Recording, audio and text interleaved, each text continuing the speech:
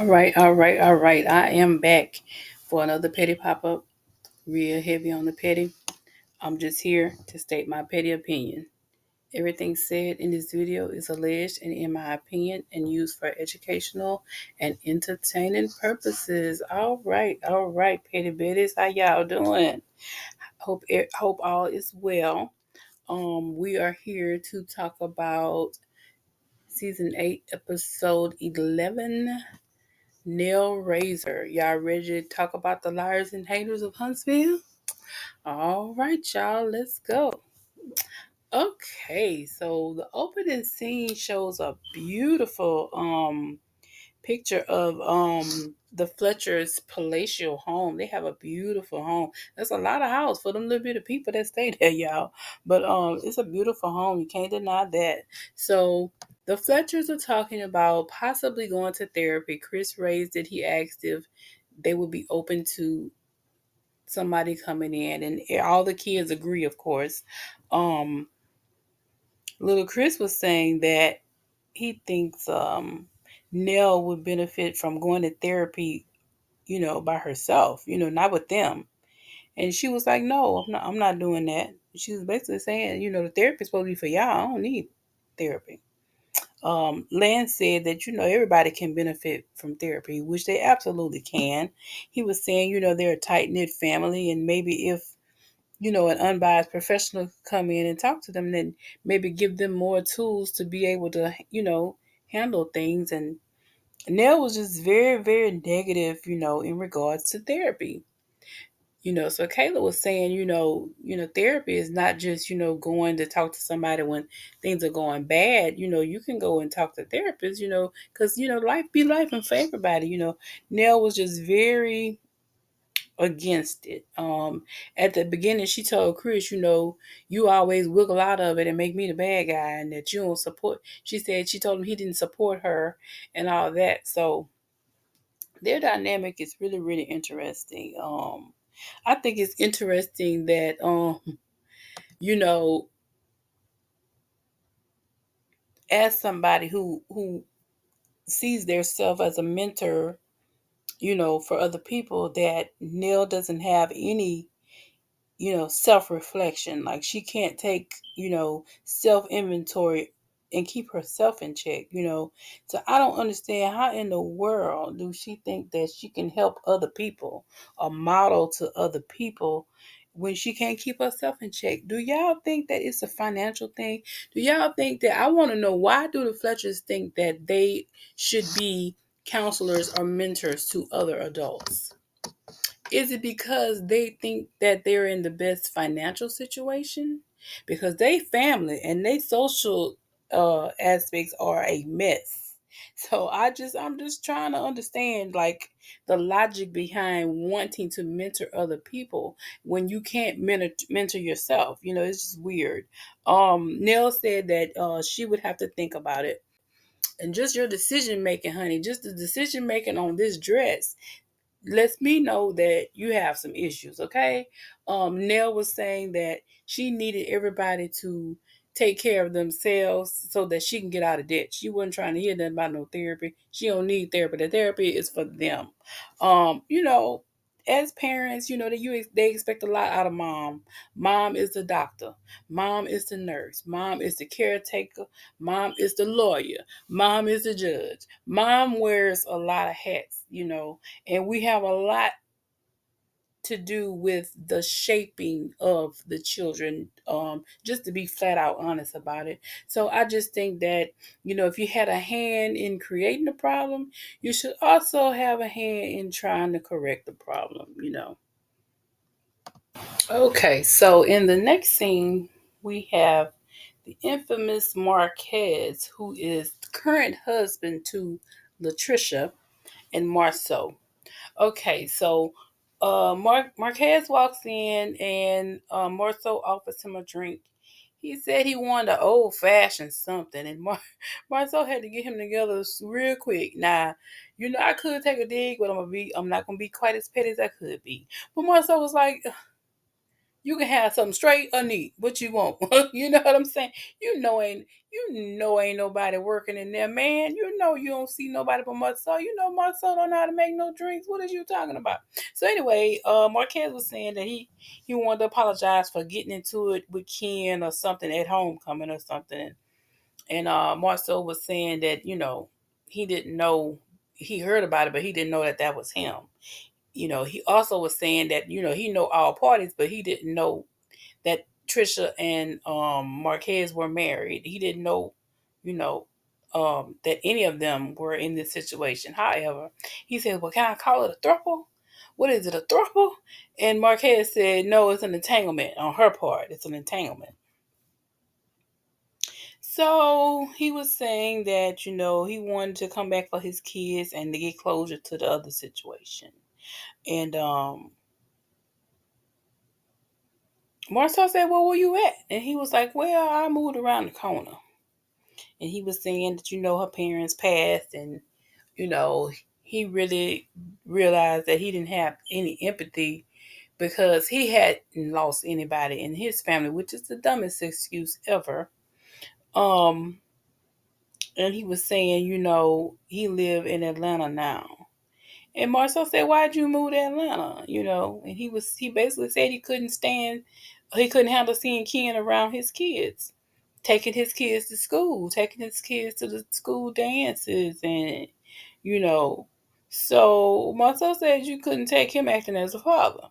Some more kids was like, well, what is a father? Marcel said, someone who takes the kids to school, into the school dance, and acts in the role of and acts as the father. That was cute. But anyway,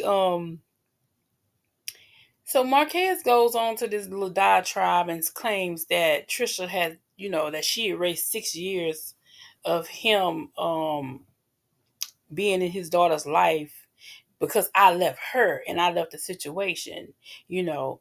And I'm trying to, how do I get past that so I can be the father I'm supposed to be? And Marcel just gave it to him real straight with no chaser. He said, you know what? If you leave your household, you left your kids too. The mother and the children not separate. They're not separate. You think you just left her. You left the kids too, and kids feel that. You got to earn fatherhood. It's not something, just like respect, that's earned. You have to earn people respect.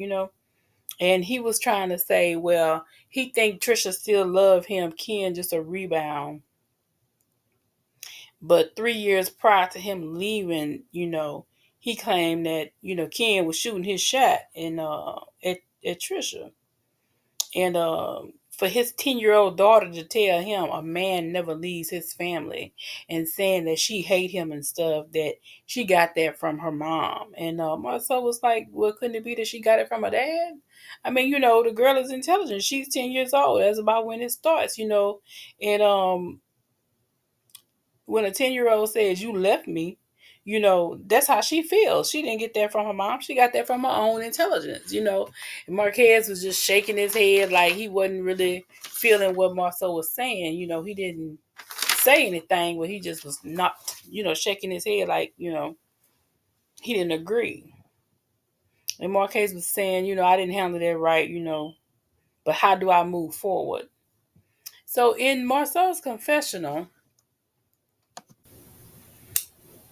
Marquez is a bit delusional, and he is.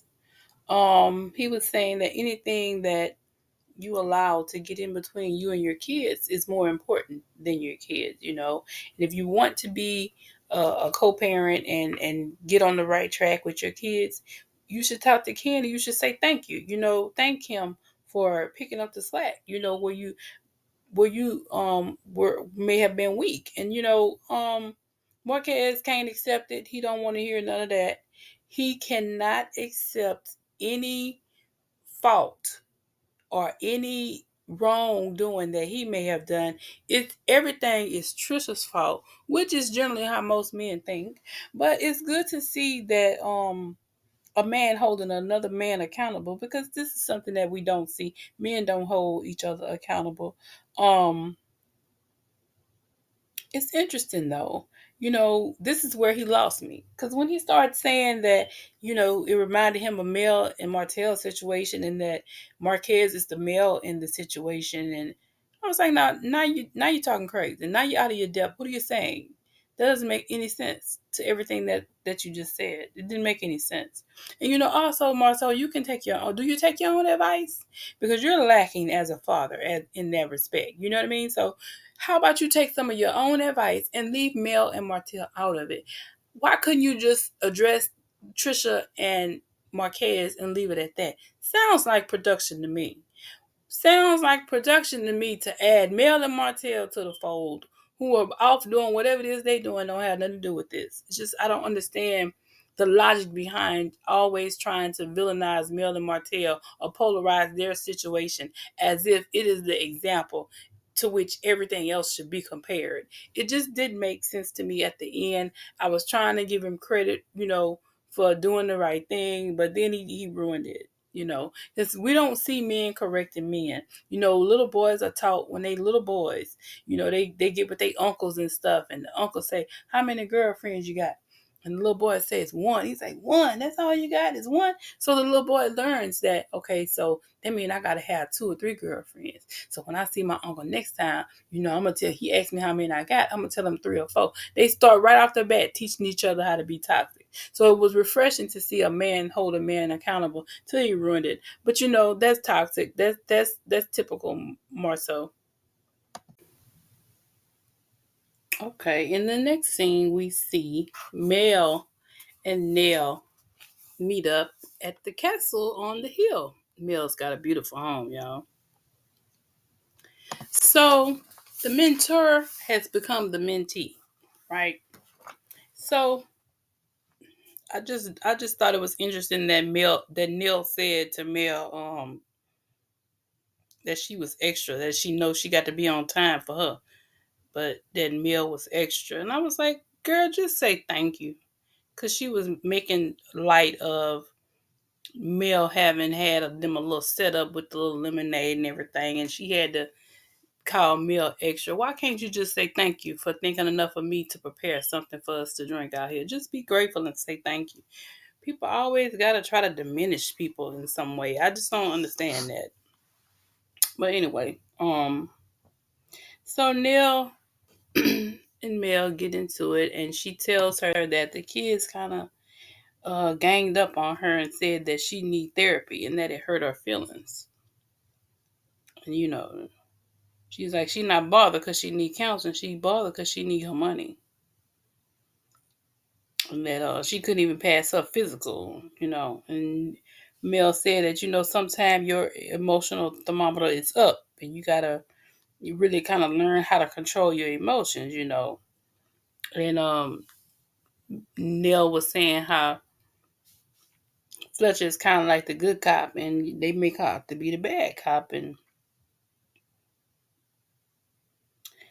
Mel was saying, the leave me alone bit is kind of not going to happen because those are your kids, And for a long time, therapy was frowned upon, in the black community, and it has been. But Mel was saying in her confessional that, that it's probably like a generational thing, like probably to have to do with age because, Mel was saying her generation, they're more open to therapy. Them old school grandmothers and stuff, they believe in keeping everything in the house, Don't tell nobody. Don't care if it's a child molester, whatever it is. Don't tell nobody. But newer generations, they're more open to therapy and talking about their issues. And I really do think that it is a generational thing. It has a lot to do with her age, and maybe her upbringing and where she came from.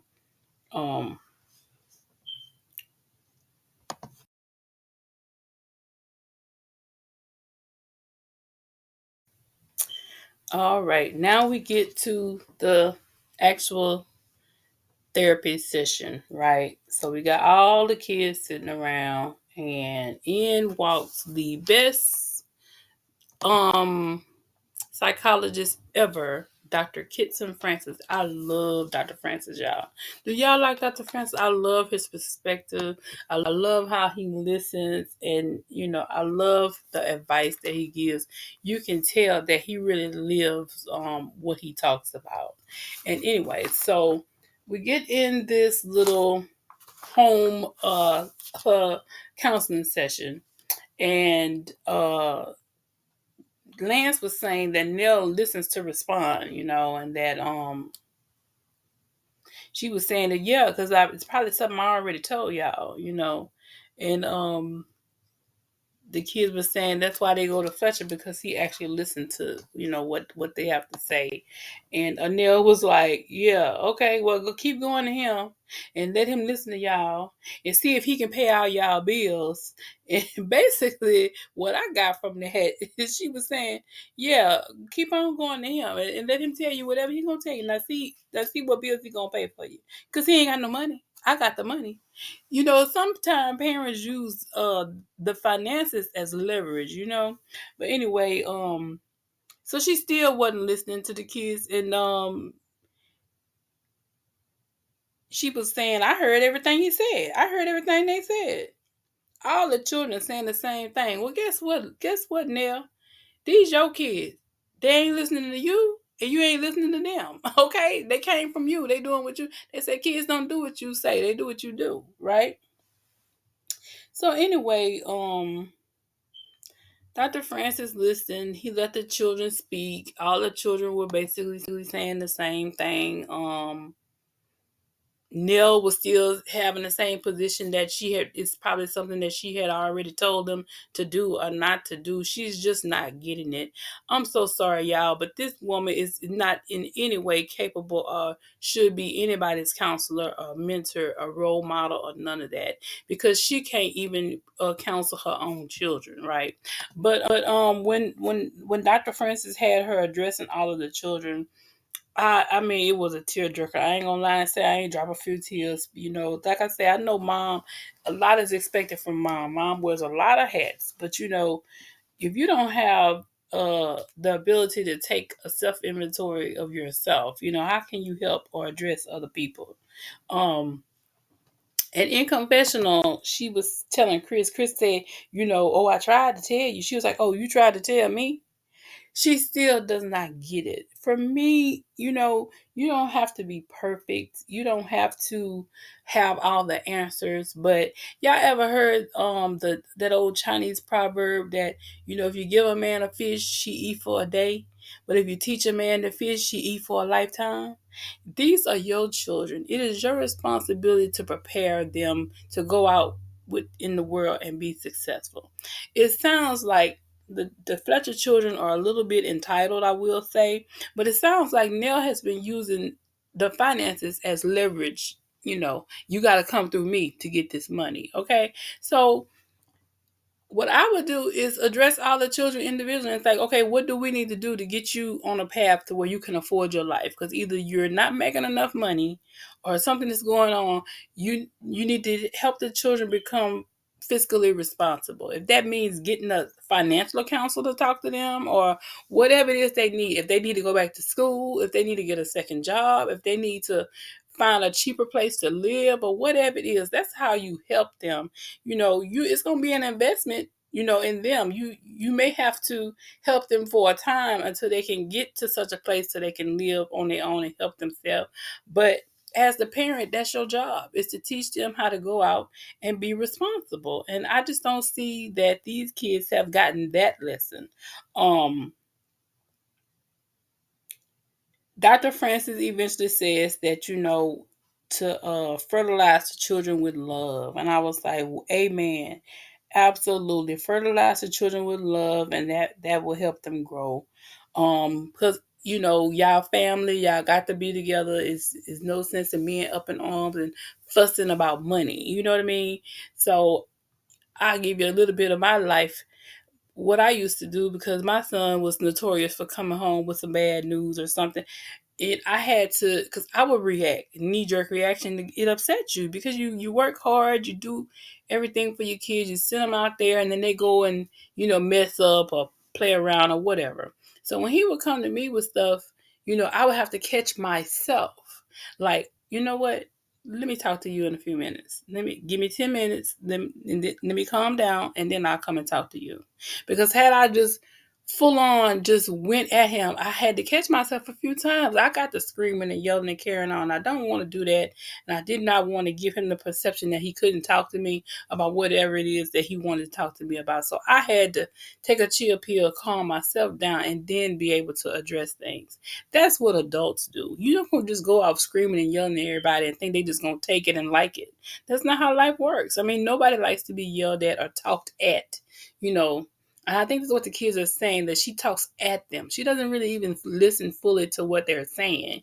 She just wants to make a judgment as if, I don't need the help. You need the help. You know what I mean? But you have to understand that you had a hand in creating this person. So you're a little bit at fault too. I'm not saying that that people can't eventually become their own people and go out and learn from the world too. But I mean, I think that Nell has used her position um as leverage against the children, and she continues to do that. And so now she wants to say, I don't need the help. You're the one who need the help.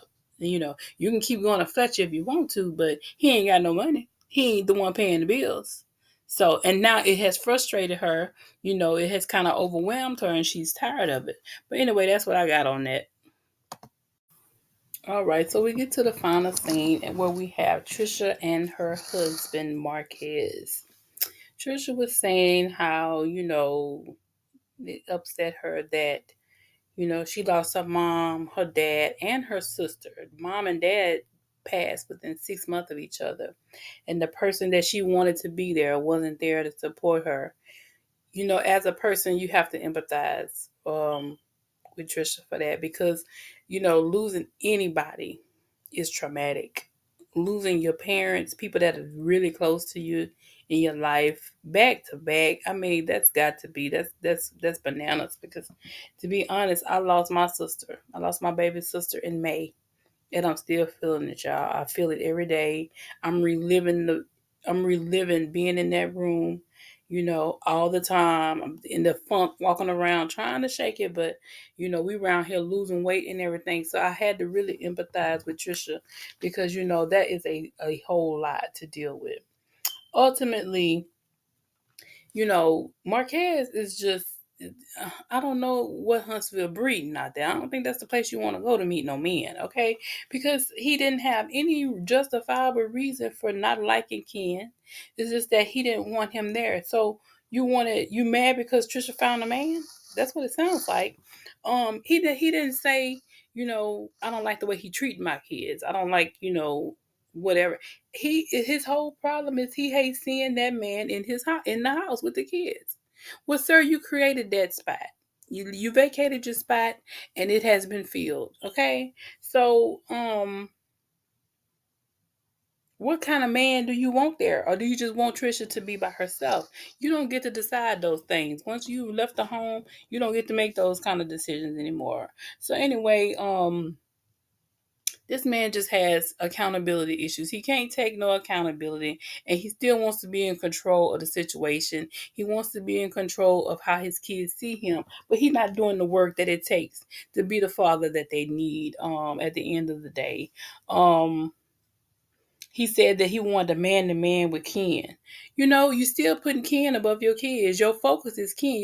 Your focus shouldn't be Ken. Your focus should be all of y'all getting together as adults and deciding how y'all gonna move forward to take care of these kids. You have to humble yourself and recognize that this man is in the picture. He gonna be in the picture, and whatever you got to do to make it okay, that's what you need to do, because you have vacated that spot and Ken has filled it. That's it. That's all. Then when he was saying that while he was in town, he was gonna go and file the paperwork, and was she gonna pay half of it? So Trisha was like, now you pissing me off. It was going smooth, but now you pissing me off. But don't worry about it. I get Ken to pay for it. I was like, okay, Trisha, let him know. But I just want to say to production, like, I can empathize with Trisha for a situation and stuff. But the messy way that y'all tried to introduce it, and the sneaky way y'all keep trying to insinuate that she got something to do with Hotel, who cares? Don't nobody care about Hotel. But y'all need to take a class on how to develop characters. I mean, people don't know enough about these people to really even care about all this. It just seems like they were just they were just put there for a story, put there to be messy, put there to be a attention grabber or something, but they're not really grabbing nobody attention. Okay, so that was it for this episode, y'all. What did y'all think of this episode? I said I was gonna rate it, with a number, but so I have to give it to him. I have to say this was a good episode. I enjoyed this episode. I enjoyed seeing Dr. Mel with her beautiful self. I enjoyed seeing Marceau attempt to hold Marquez accountable. I enjoy the Fletchers. What y'all think about the Fletchers? Because some people like the Fletchers, some people don't. I like the Fletchers, but I will say that Neil personality does leave a lot to be desired at times. um for me, I just feel like she probably have a lot of little gems that she could give those kids, but your delivery is whack, mama. No, that's why nobody's listening to you. Nobody wants to be talked at. So nobody's listening to the gems that you could be important to your own children, because your delivery is jacked up. And I just don't understand how you can mentor other people or other adults with varying different situations, and you can't get your own children together. I thought that was very, very interesting. I love seeing Dr. Francis. I like how he took little snippets of his own life and interjected it. I think basically what he was trying to tell them is that y'all got to be on the same page. He said when his adult kids go to his wife and stuff, then she come to him. That means, they talk. So y'all need to get on the same page. Is basically what I think he was trying to say. And Marquez just mad because Trish got a man. At the end of the day, he gonna be all right. So that's all I got, y'all. Thank you guys for watching. Y'all get down in the comments and let me know what you think. Y'all, until the next time, y'all. That's all I got. Peace. Until the next time.